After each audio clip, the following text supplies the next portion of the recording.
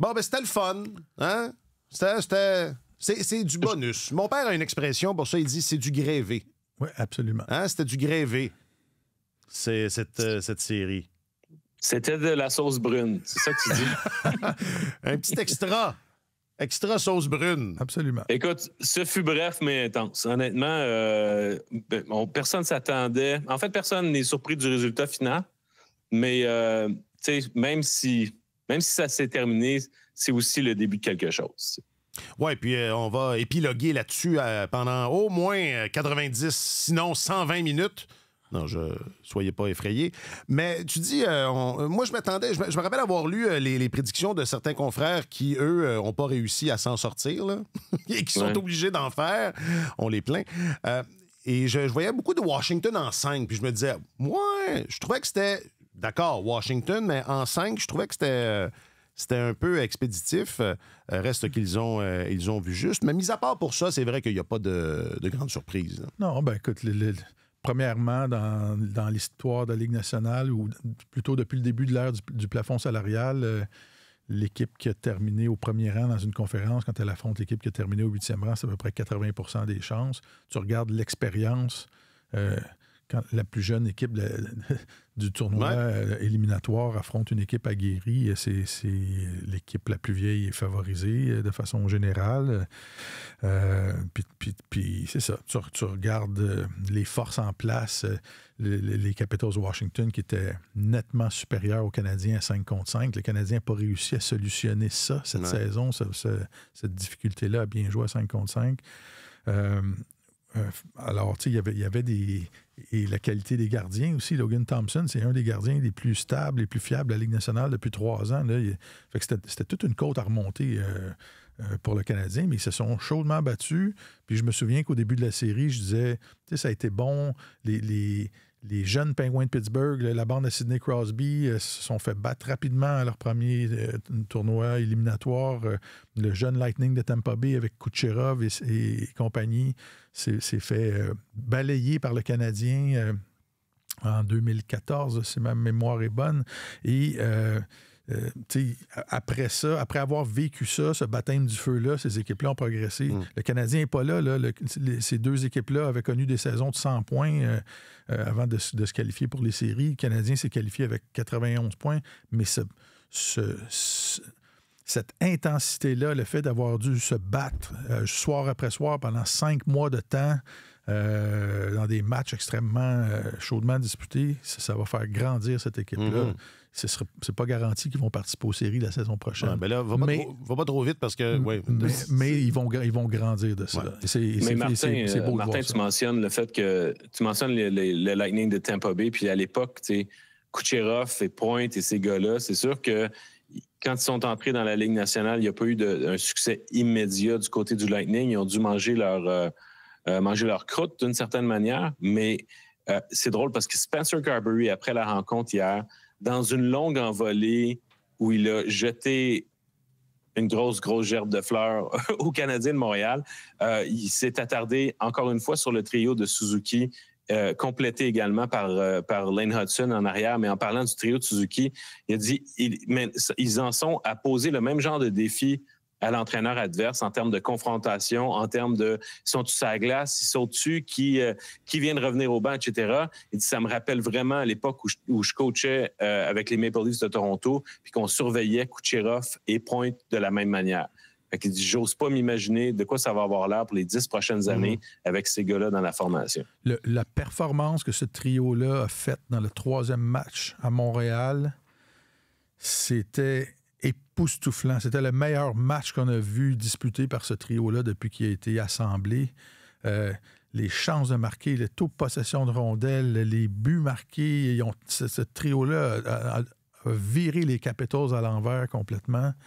Et on pensait qu'on les avait vus exceller en saison régulière, puis ils ont été très bons. Là, ils ont transporté l'équipe à partir de la confrontation des 4 nations. Là, c'est pas mal eux qui ont transporté l'équipe, mais s'ils sont capables d'atteindre ce genre de performance-là, une fois de temps en temps à l'avenir. Écoute, ça va être spectaculaire. Là.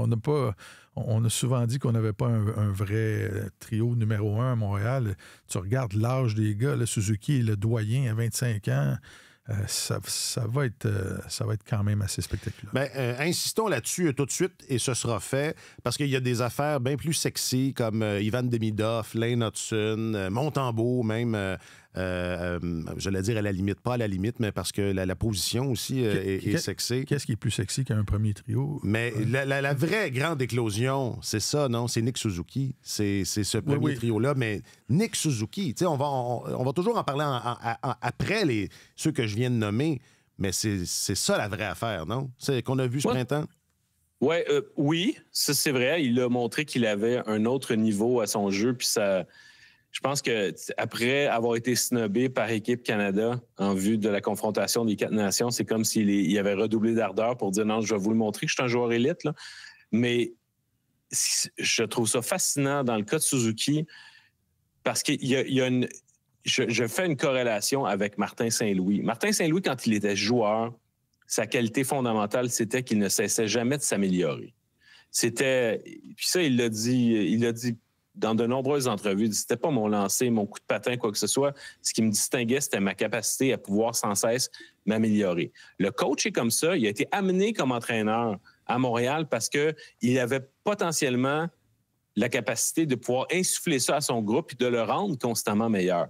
Mais son capitaine semble fait de la même fibre à ce niveau-là parce que Suzuki, d'une année à l'autre, il ajoute des éléments, il ajoute des couches, puis il est sans cesse meilleur. Tu as glissé Samuel Montembeault, il est un peu comme ça, lui aussi, parce que force est d'admettre que depuis qu'il est arrivé dans l'organisation du Canadien, année après année, il ajoute des éléments, puis il devient de plus en plus crédible. Il est passé d'un gars qu'on a ramassé au balotage pour 10 jours en attendant que Carey soit prête à un gars qui est un véritable gardien de but numéro 1. Il ne fait pas partie de l'élite des gardiens numéro 1 de la Ligue, mais c'est un gardien numéro 1.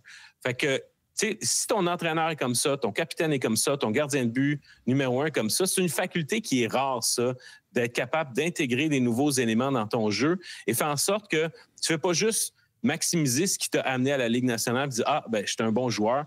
Non, on continue de s'améliorer. Puis je l'avais mentionné, je me souviens, autour de la date limite des transactions, quand il était question de Brad Marchand, parce que Kent Hughes a toujours trouvé que dans l'esprit de Martin Saint-Louis, Brad Marchand avait eu au cours de sa carrière cette même faculté-là. Mais force est d'admettre que Nick Suzuki, il est comme ça, puis la marge qu'il a pris entre la saison dernière et cette année, c'est un gros pas en avant. C'est pas juste une amélioration superficielle où on ajoute un petit peu. Non, il est vraiment devenu un premier centre de bonne alloi. De premier niveau. De premier niveau. Puis il y a un autre trait de caractère aussi que je trouve distinctif pour Suzuki, c'est la capacité de s'élever quand le moment est important. Dans le dernier droit, là, au mois de septembre, il avait dit... Vous allez voir, on pense qu'on est une équipe des séries éliminatoires. Après la pause des 4 nations, il s'est élevé, il a pris cette équipe-là sur ses épaules. Mais quand il était un jeune joueur avec l'équipe en 2021, durant les fameuses séries, dans une équipe de vétérans, c'est lui qui avait été le meilleur pointeur de l'équipe en séries éliminatoires aussi. Ouais. Quand il était dans les rangs juniors, puis que son équipe s'est rendue jusqu'à la Coupe Memorial, c'est lui qui avait transporté son équipe. Et ça, il n'y a pas beaucoup de joueurs qui sont capables de faire ça. On a juste à regarder, on en parlera peut-être plus tard, mais ce qui se passe avec les Maple Leafs de Toronto, encore une fois, dans leur série contre les Sénateurs, c'est pas tous les joueurs, tous les bons joueurs de la Ligue nationale qui sont capables de mettre leur trip sur la table quand c'est le temps. Là. Alors, voilà. Oui, parce qu'à compter de la semaine prochaine, là, on retombe dans nos bonnes vieilles habitudes du printemps, c'est-à-dire se demander qu'est-ce qui se passe à Toronto. Mais on va faire les choses dans l'ordre. Alors aujourd'hui, des matchs significatifs, combien en voulez-vous? À l'ombre à compter de l'an prochain? Et qui craint pour les Maple Leafs? C'est tellement hockey, épisode 403.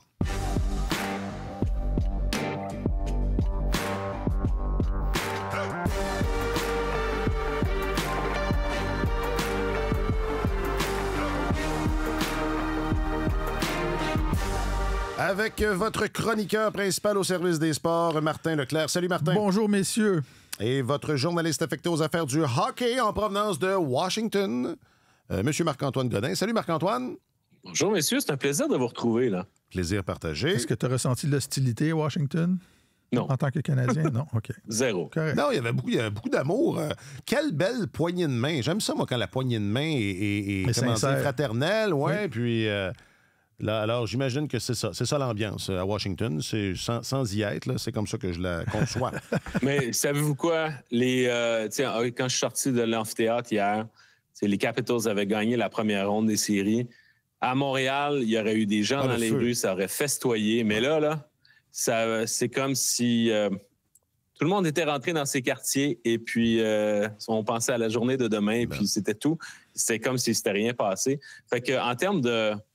C'est une bonne foule là, à Washington, quand même, ils sont impliqués et tout ça, mais c'est pas Montréal. Et c'était le même genre d'attente. Eux autres, c'est quoi la première série depuis 2018 qu'ils remportaient?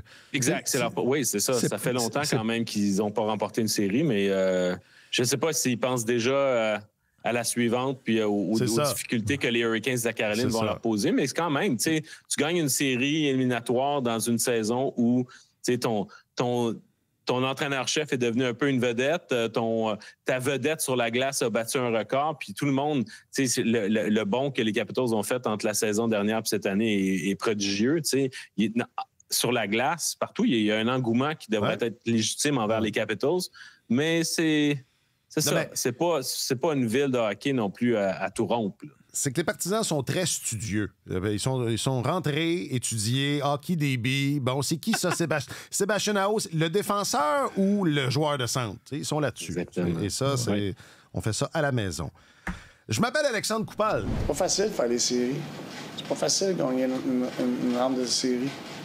Il y a tellement de compétition.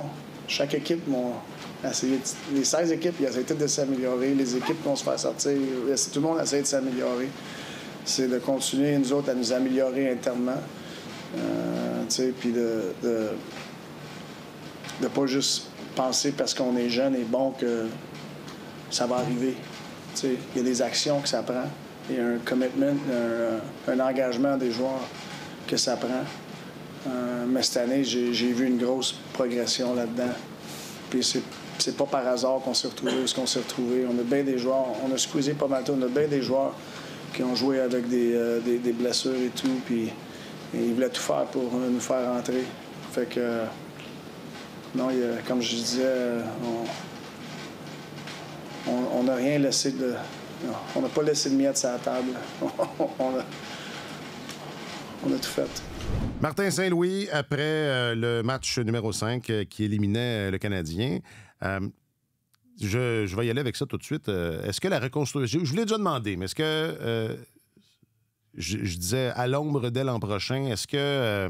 et tu faisais référence aux équipes du Lightning et des Pingouins. Est-ce qu'ils ont fait... Je sais qu'ils avaient eu des meilleures saisons, là, mais est-ce que ça a été des séries? Est-ce que ça a été des participations aux séries? Eux, ils se sont trouvés en finale. Consécutives? Ils se sont trouvés en finale dès la saison suivante. Ah, OK, bon. Mais on s'entend, il y avait eu des saisons de 100 points avant de se qualifier pour les séries. Le Canadien s'est qualifié avec un nombre de points très bas là, par rapport à ce qu'on voyait habituellement. Fait qu'il y a encore de la progression à aller chercher. Et il y a des indicateurs majeurs dans le jeu du Canadien qui doivent encore être solutionnés pour être considérés comme une équipe qu'on leur prédise d'emblée une place en séries éliminatoires avant le début de la saison. Et le jeu à 5 contre 5, ça a été un facteur déterminant dans cette série-là. Là. Tu avais du côté de Washington une des équipes les plus performantes à 5 contre 5. Et ça a fini, 11-7 les buts à 5 contre 5 dans la série. Là. Quand les matchs se décident par un but, là, c'est quand même important. Fait que l'aspect défensif, l'engagement défensif, mais je pense qu'en ayant les athlètes ont cette faculté-là de quand ils touchent au prochain niveau, quand ils voient ce que ça prend pour exceller au prochain niveau, ils sont capables de l'intérioriser et de dire OK, il nous manquait ça dans notre personnalité d'équipe et ils vont s'adapter à ça. En tout cas, il faut l'espérer, mais la plupart du temps, c'est ça qui arrive. Quand une équipe vit des expériences comme ça à un autre niveau, ça fait grandir tout le monde. Et moi, je crois fortement à ça. Ouais. Tout dépendant des améliorations qui vont être apportées à l'équipe aussi cet été, des changements. Oui, exactement. Puis on entrera là-dedans éventuellement, là, mais de ce que tu as vu, Marc-Antoine, disons, estimes-tu que les chances qu'on soit à l'ombre pour les prochaines années sont bonnes? Oui, absolument. Je suis d'accord avec Martin sur le fait que, au point de vue de la façon de jouer, il y a des ajustements encore sérieux à apporter, mais la base est là, puis le genre d'expérience comme celle que le Canadien vient de vivre face aux Capitals, ça aide aussi à montrer qu'est-ce qui te manque, de quoi tu as besoin pour rétrécir l'écart face à des formations du calibre des Capitals de Washington. On pourrait prendre d'autres formations élites.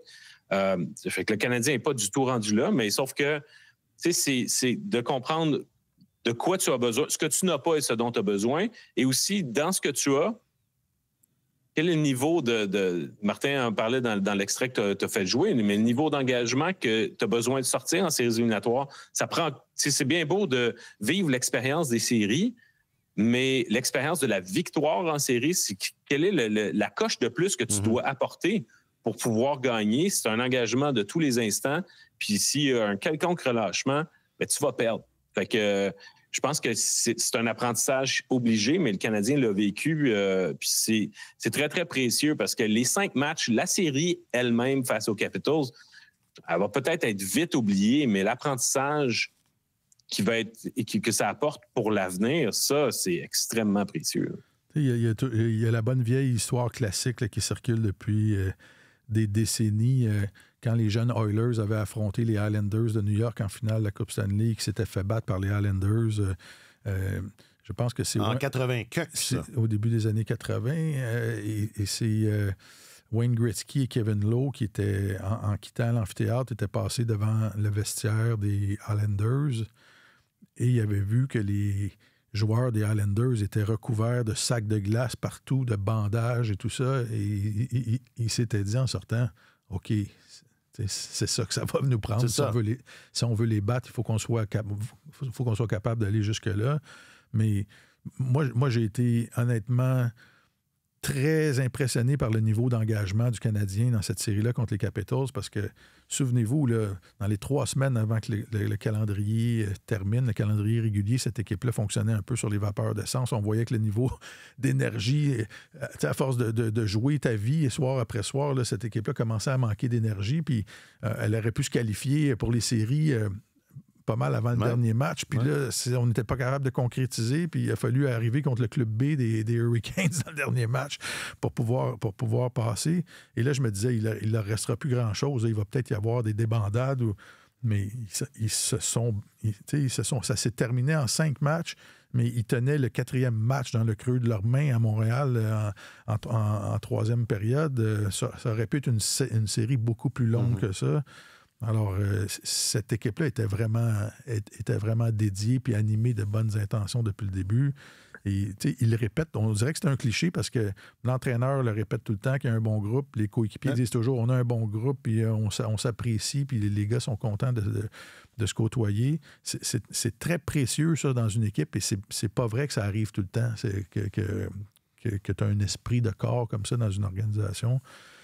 Puis même à Laval, Pascal Vincent, depuis son arrivée, dit j'en reviens pas de voir à quel point on a un bon groupe, des gars faciles à diriger, des gars qui aiment se côtoyer. Alors ça aussi, ça aide à progresser rapidement. Non, puis tu dis... Non, vas-y, Marc-Antoine. Ben, ce qui est le fun en note de bas de page par rapport aux Rockets, c'est j'ai bien aimé les voir au Centre Bell lors des 2 matchs à Montréal pour qu'ils viennent s'imprégner de l'atmosphère puis que chacun ait l'occasion de se dire à soi-même « Hey, j'aimerais ça être sur la glace en ce moment. Un jour, ça va être moi. » Ils étaient facilement une quinzaine de joueurs du Rocket à venir assister aux 2 matchs. Ils étaient sur la galerie de presse. Puis il y a tellement eu une grosse ambiance. C'était tellement survolté. Tu peux pas faire autrement que de te projeter dans une situation où un jour, ça va être à ton tour de porter le chandail du Canadien puis d'être sur la glace à leur place. T'sais. Alors, ça aussi, ça fait partie de la culture d'organisation. Puis Martin a raison quand il parle du fait qu'on ne le voit pas partout. Parce que des fois, des fois, il y a des joueurs dans certaines éditions, puis c'est arrivé à Montréal aussi, il y a des années où on le dit pas. C'est pas qu'on dit « Ah, on est terrible, on n'a pas un bon esprit de corps » mais souvent... Personne n'en parle de c'est ça. Tu t'en parles pas. Tu te fais juste pas le mentionner, puis tu passes à travers ta saison, puis tu dis l'année prochaine, on va peut-être avoir un meilleur groupe. Mais quand ça revient sur le tapis constamment, c'est parce que c'est assez révélateur. Ça m'avait échappé, moi, ça, que des joueurs du Rocket. Puis c'est une belle idée. Puis c'est pas un coup. Ben, enfin, ça n'a pas toujours été. Là. Et c'est évidemment, le genre d'affaire qui est plus facile à faire quand ton club école n'est pas à Hamilton.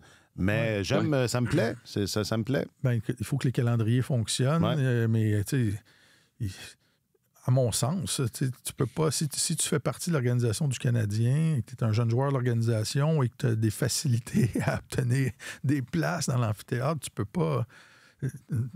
Tu peux pas ne pas y aller.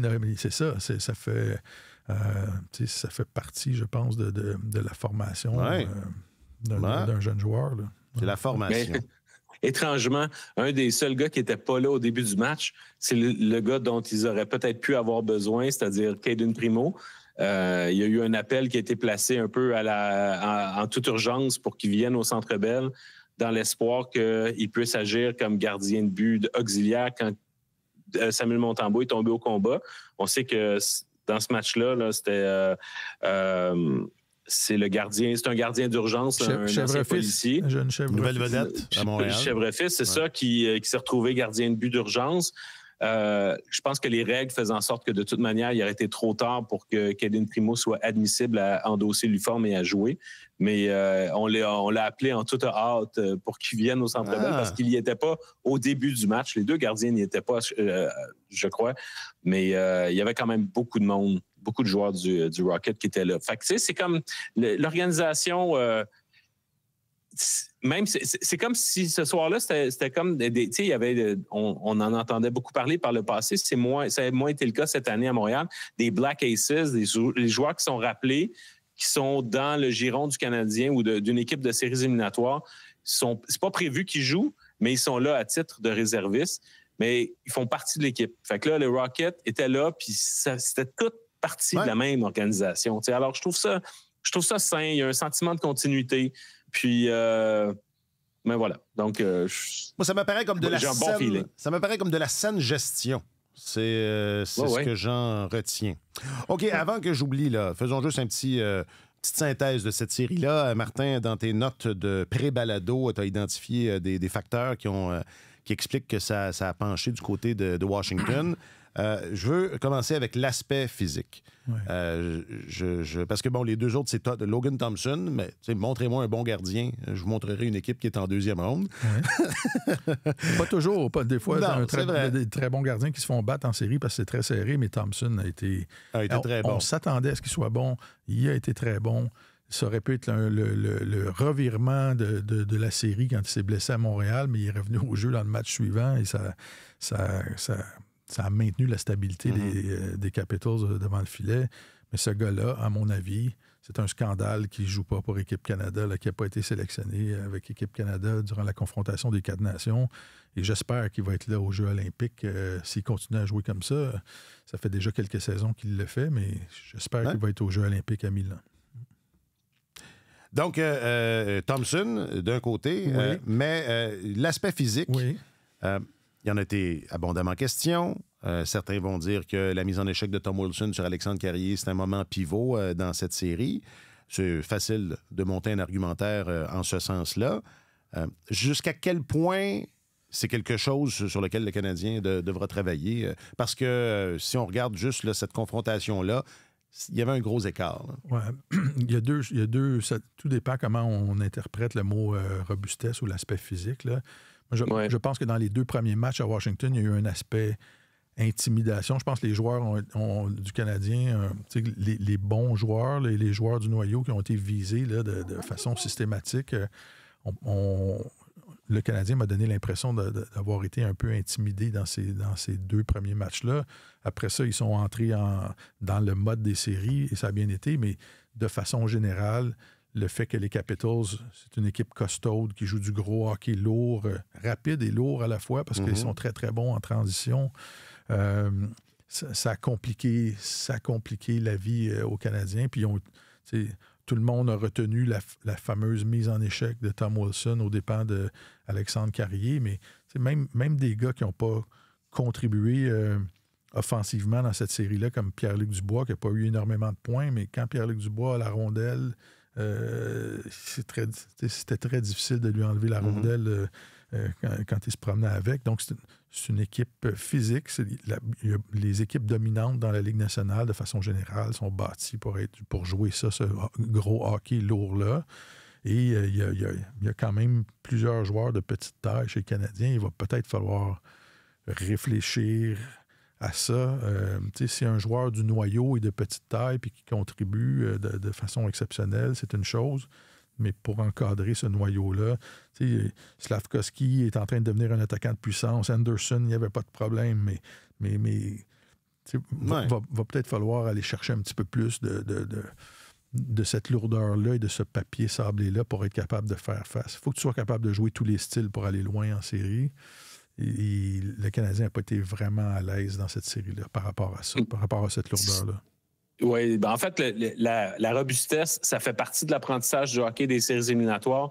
Entre autres, Ivan Demidov a fait le saut en disant OK, s'il y a une chose que je retiens, c'est ça frappe fort. Alors, c'est un bienvenue dans la Ligue nationale. Là. C'est de pouvoir arriver tout de suite, être trempé dans le bain des séries avec un jeu qui est aussi robuste. Je pense que c'est une réalité avec laquelle les jeunes joueurs du Canadien vont devoir composer. En fait, ils ont maintenant cette connaissance-là, puis c'est quelque chose qu'ils vont pouvoir transporter avec eux. Mais c'est sûr que même si, au plan statistique, tu fais les moyennes de grandeur et de poids du Canadien, le CH s'en tire pas si mal. C'est pas nécessairement en moyenne une si petite équipe que ça.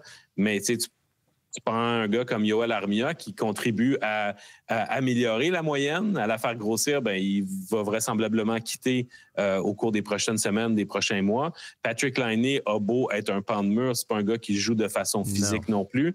Fait que t'as besoin au-delà de tes joueurs de soutien du plus gros gabarit. Puis je suis certain qu'à un moment donné, quand cette discussion-là va revenir de façon plus pressante, il y aura des gens pour dire voyez là, Jake Evans, peut-être que dans son rôle, signer un gars qui était un plus gros gabarit, ça aurait peut-être été une meilleure chose.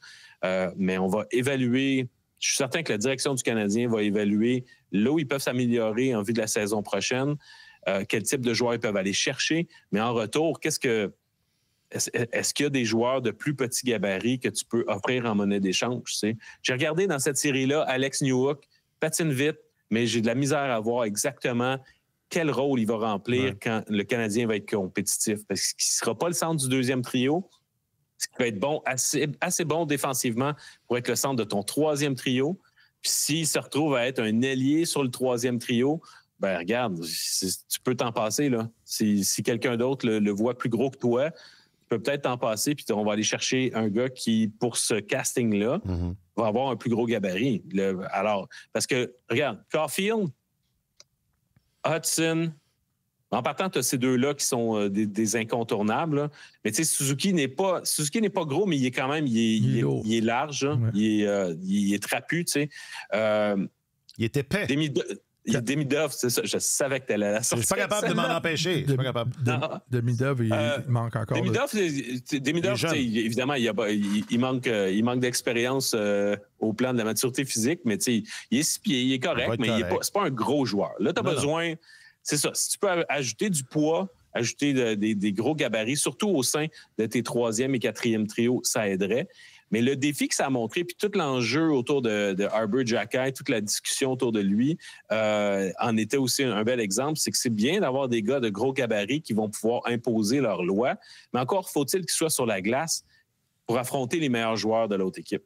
Parce que Arber Xhekaj, s'il se retrouve à faire la loi contre les joueurs de troisième, quatrième trio, c'est pas lui qui va arrêter Tom Wilson, c'est pas lui qui va arrêter Pierre-Luc Dubois. Fait que c'est très difficile d'aller chercher du talent de top 6 en attaque ou top 4 en défense c'est des gars, justement, qui ont du gros gabarit. Je ne sais pas si le Canadien à quel point il va en faire une priorité ou va décider de dépenser beaucoup d'actifs pour pouvoir aller chercher ce profil de joueur-là.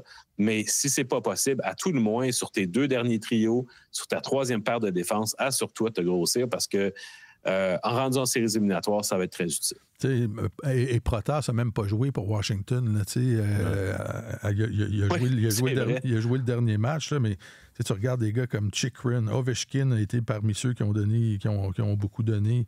Brandon Duhem, McMichael s'est impliqué, même si c'est pas c'est pas un gars qui sème la crainte. Là. Nick Dowd a été beaucoup impliqué aussi.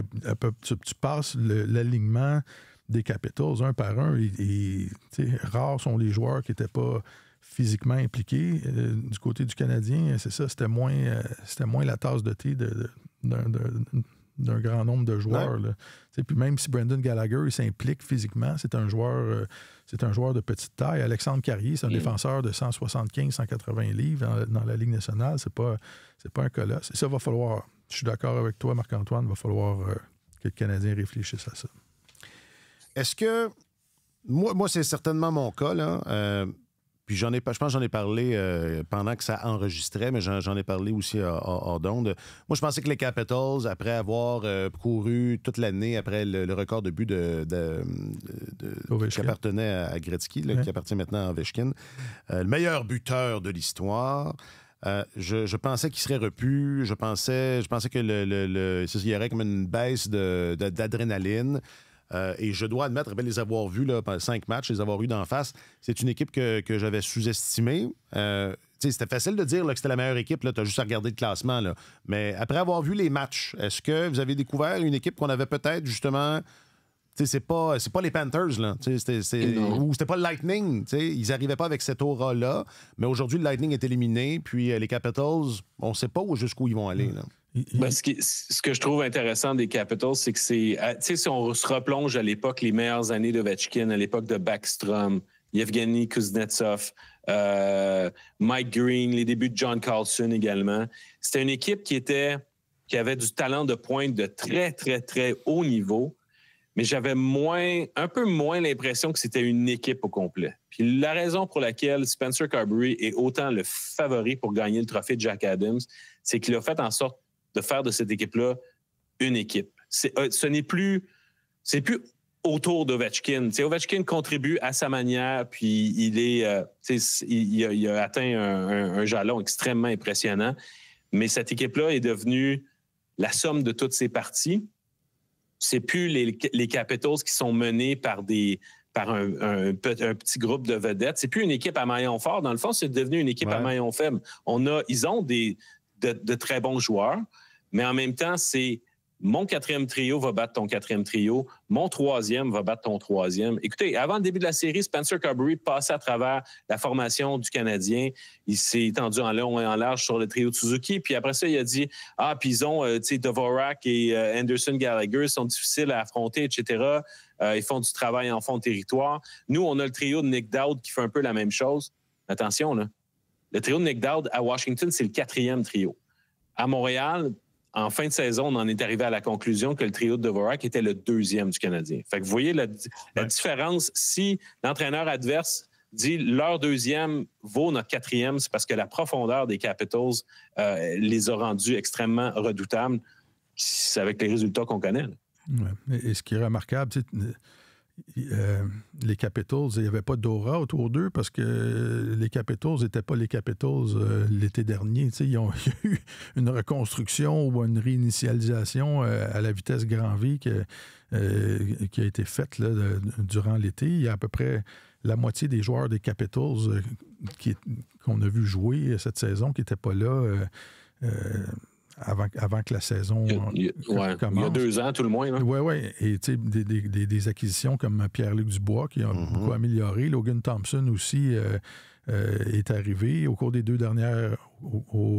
dernières années aussi, Il y a des Dylan Strome qui ont été ajoutés. Ils ont vraiment un Protas qui a été repêché au 3e tour en 2019. Tout ça, ils ont assemblé... Chickeren, Sandin. C'est ça. Ils ont beaucoup de monde. Ils ont assemblé cette équipe-là à partir de pas grand-chose. Et c'est remarquable. Il faut donner à Brian McClellan et à Chris Patrick ce qui leur revient. Ouais. Il y a très peu de directeurs généraux qui réussissent à faire tourner une des plus vieilles équipes de la Ligue comme ça, sur un dissous, et en faire une équipe dominante. Là. Et ça va peut-être stopper la mode là, de reconstruire puis d'être pourri pendant 10 ans. Souhaitons-le que ça fera école. Et je voulais le mentionner parce que ça rejaillit sur le Canadien aussi. Oui, c'est une élimination en 5, mais j'ai hâte de voir jusqu'où les Capitals vont aller. On va peut-être se dire à la fin des séries, hey, le Canadien est éliminé par une équipe qui a fait mieux qu'on pensait qu'elle ferait. Mais là, ils vont en avoir plein les baskets contre les Hurricanes. Ça va être toute une série. Oui, absolument.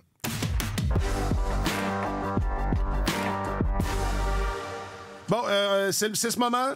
C'est ce moment du balado. Lane Hutson, il est bon. Non, mais Lane Hutson en série, est-ce que le Lane Hutson... Je veux faire 2... c'est ça. Ça va être le passage obligé. Lane Hutson, puis je veux vous entendre sur Demidov aussi. Mais Hutson... depuis qu'il est là, depuis qu'il est né, j'imagine, on se demande toujours s'il va être capable. Est-ce qu'il va être capable de monter? Est-ce qu'il va être capable de monter? Et là, dans le cas de ce printemps, de ces séries éliminatoires, il y avait quand même... il y a des gens qui suivent les Canucks qui s'en trouvent pour dire que c'est pas le même Quinn Hughes en série. Hein? Des fois, avec certains joueurs plus petits, c'est pas le même joueur en série. Puis là, je parlais d'un défenseur, mais on pourrait juste dire un joueur plus petit. C'était pas mal le même joueur en série, Lane Hutson. Je vais laisser Marc-Antoine répondre parce qu'il doit nous quitter bientôt pour... c'est ça, tout le temps est à toi, Marc-Antoine. Pour aller se faire voir à la télévision.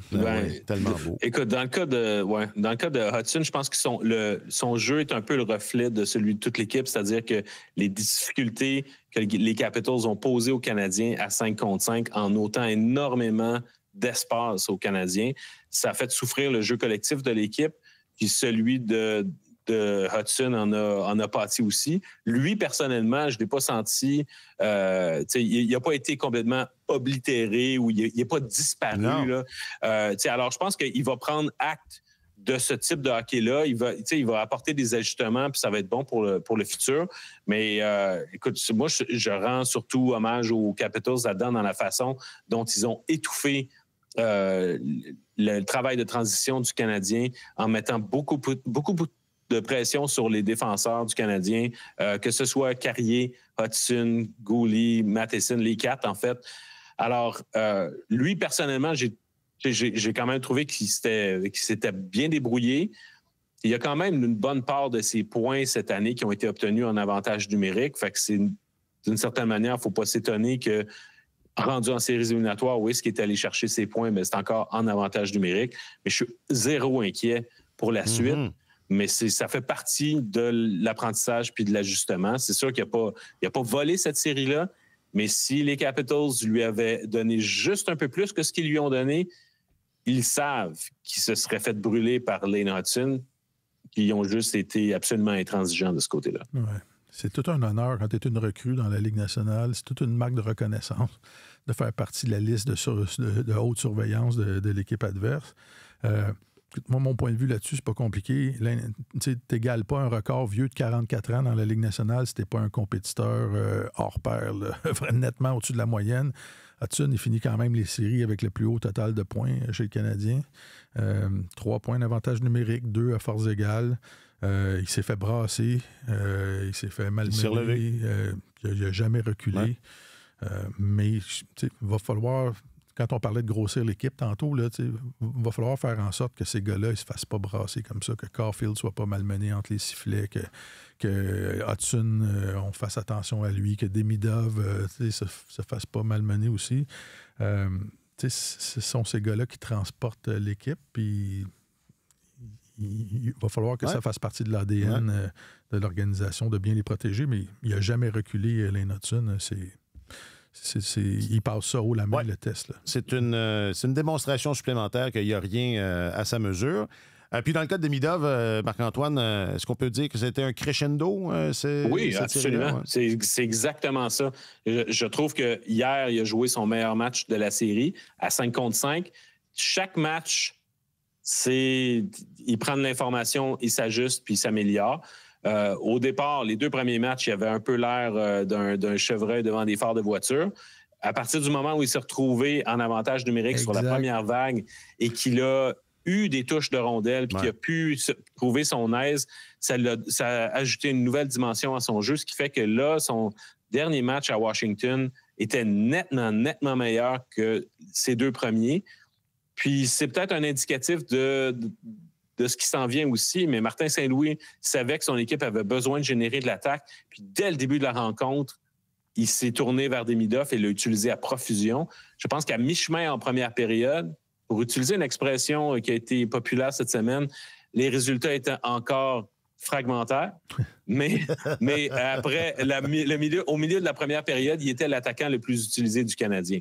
Fait que c'était clair qu'on n'allait pas le laisser sur le banc ou dire « Ah, mais es-tu prête pour ce moment-là? » C'est comme « Ah ouais, le kid. » Alors, et je trouve que c'est un peu l'œuf ou la poule parce que l'entraîneur te donne confiance, vas-y, puis montre-nous.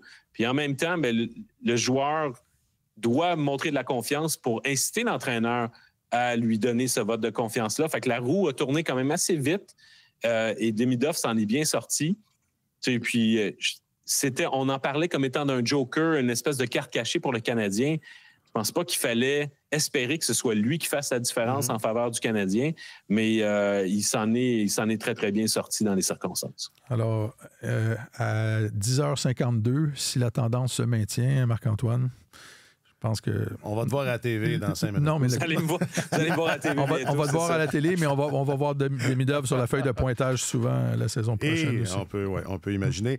Mais je vais conclure avec ceci, messieurs, parce qu'effectivement, je vais devoir y aller. Mais cette première unité d'avantage numérique-là, sans Lainé, mais avec Suzuki, Caulfield, Slavkovski, Demidov, Hudson, Martin Saint-Louis a souvent parlé de l'avantage numérique en disant « tu as besoin de stabilité, les joueurs ont besoin de prendre du temps ensemble, de se découvrir, puis les bons avantages numériques, ils se connaissent depuis longtemps. Mais ce qu'on a vu dans les derniers jours, c'est vraisemblablement ce qui va être l'unité d'avantage numérique du Canadien pendant de nombreuses années. Fait que l'occasion est là pour Martin Saint-Louis de développer une unité d'avantage numérique qui va grandir ensemble pendant plusieurs années. Puis ça, c'est super excitant pour les amateurs. La première date avec Demidov a été quand même pas pire avec les 4 autres. Là. Absolument. Ouais. Hey, on te laisse aller, Marc-Antoine. Merci infiniment. Okay. Là. Va te mettre un parfait, peu on se reparle bientôt, gars. Okay, salut Marc-Antoine. Ouais. Salut. Il est tellement en demande. Bon. Sinon, on emballe ça, série-là, Canadien-Washington. Martin, est-ce que j'ai oublié quelque chose? Non, je ne pense pas qu'on a oublié quoi que ce soit. C'était un boni d'être dans cette série-là. Le Canadien a donné tout ce qu'il avait à donner. Si tu fais juste participer aux séries et que tu te fais écraser soir après soir, tu peux rien tirer de ça. Ouais. Mais quand tu laisses tout sur le champ de bataille, il y a quelque chose qui reste. Moi, je suis persuadé que c'est un placement précieux pour le Canadien qui est arrivé une année ou 2 plus vite que prévu. Mais ce placement-là étant fait, ça va probablement contribuer à accélérer les choses. Et je veux pas, cracher en l'air. Je voudrais pas que ça me retombe d'en face, mais si Demidov va trouver ça élevé, ses séries, il risque de trouver ça un peu plus relax au mois de septembre-octobre. Quand ça va commencer au mois de septembre, c'est ça. Mais il va se préparer en fonction de ce qu'il a vu dans les séries. Alors, ça va être très, très bénéfique pour lui. 5 équipes du Canada, de l'océan Atlantique à l'océan Pacifique, vont se battre pour le Saint Graal du hockey. En provenance de la nouvelle maison de Radio-Canada à Montréal, c'est tellement hockey, des séries de détails. Et là, vous allez l'entendre ad nauseam parce que c'est ce qui nous reste avec cette élimination du Canadien. On prend 2 minutes, Martin, puis évidemment, on va revisiter ça en long et en large à compter de la semaine prochaine, alors qu'on reprendra la programmation régulière, donc les mardis et vendredis. Tout le monde en présentiel, comme je préfère, et les épisodes qui seront publiés plus tard en journée. Juste un mot sur la bataille de l'Ontario, qui est évidemment, je pense, celle qui a le plus de résonance ici. Oui. Je l'ai suivi, mais veux pas un peu plus distraitement que par le passé. J'étais pas inquiet jusqu'à il y a 2 jours pour les Leafs. Je me disais, ben non.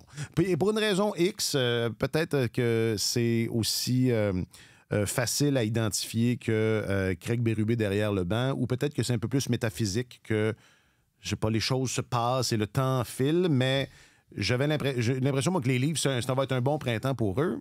Mais il va falloir qu'il les chasse, ces fameux démons dont c'est le seul sujet de conversation là, à Toronto en ce moment. Oui, mais ils sont un peu responsables, les Leafs, de les faire ressortir, ces démons-là, parce qu'ils détenaient une avance de 3-0 contre les Sénateurs.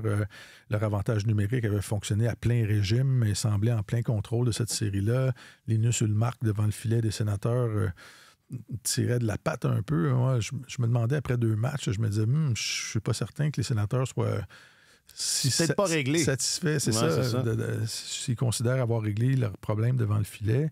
Et là, revirement de situation, les Sénateurs se sont ajustés en désavantage numérique. Les joueurs principaux du noyau des Maple Leafs n'ont pas semblé vouloir s'engager plus qu'ils l'avaient fait pour achever l'adversaire. Et là, c'est ça, ce sont les bons vieux fantômes qui ressortent. Là.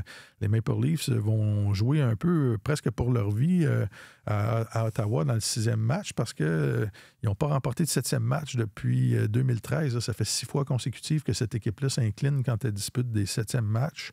Le quatuor Matthews, Marner, Nylander, Riley a remporté une seule des 9 séries auxquelles elle a pris part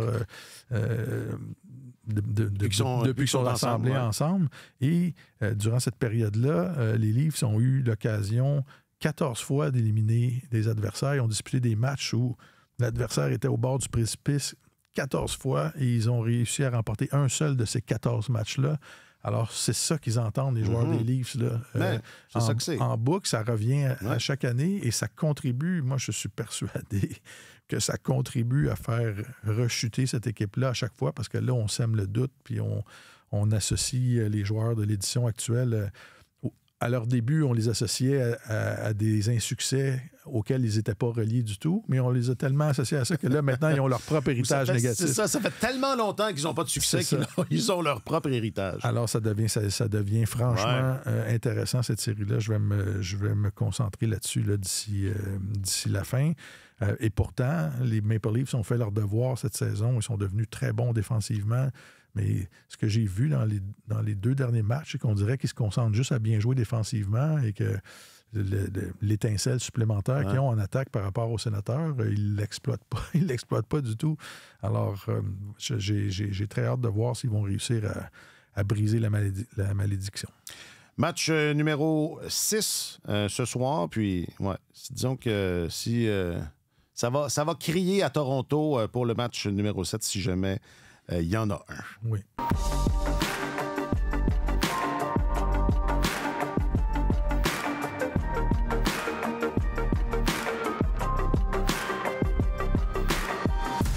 Bon, mais ça a été une belle dizaine de jours. Ça a duré combien de temps? J'ai pas tout à fait 2 semaines. Un petit peu moins que 2 semaines. Ça a été une belle... Ça a commencé un samedi, ça s'est terminé un mercredi. Donc, une dizaine de jours. C'est ça.